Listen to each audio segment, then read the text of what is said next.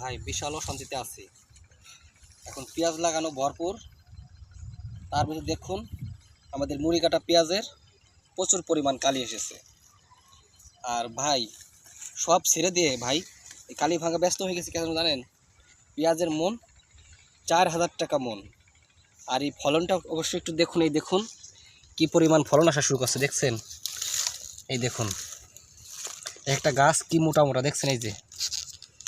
আর এই গাছকে সুস্থ সবল রাখতে আমরা মূলত ব্যবহার করেছি ম্যানকোজেব গ্রুপের ছত্রাকনাশক। আরেকটা ব্যবহার করছি আমরা নোনা।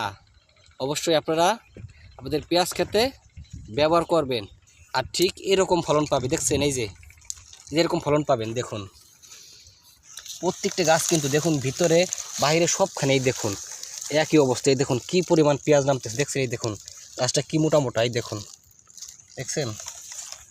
অবশ্যই আপনারা এই ওষুধগুলো ব্যবহার করবেন আর ঠিক এরকম ফলন নেবেন। আসসালামু আলাইকুম ভাই।